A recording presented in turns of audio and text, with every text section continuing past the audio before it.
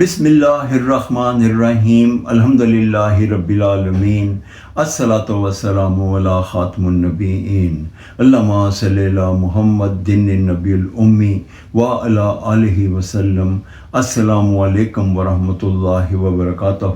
میری آج کی حدیث جامع ترمذی 3380 نمبر۔ امام المرسلین خاتم النبیین رحمت للعالمین حضرت محمد صلی اللہ علیہ وآلہ وسلم نے ارشاد فرمایا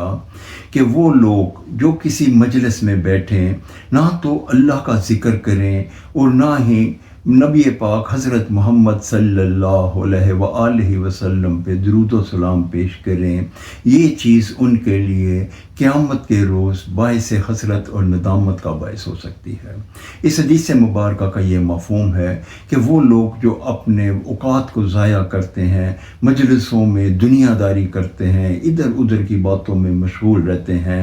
اللہ کو بھول جاتے ہیں اور نبی پاک صلی اللہ علیہ وآلہ وسلم پہ درود و سلام پیش نہیں کرتے، جب روز محشر میزان سجے گا، اگر ان کے نامہ اعمال میں برائیاں یا گناہ زیادہ ہوئے تو وہ اس وقت حسرت اور ندامت سے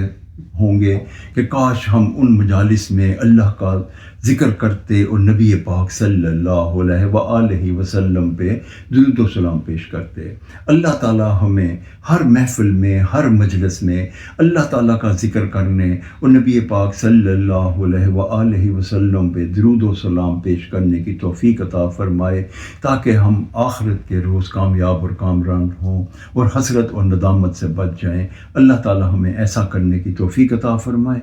آمین یا رب العالمین۔ السلام علیکم ورحمۃ اللہ وبرکاتہ۔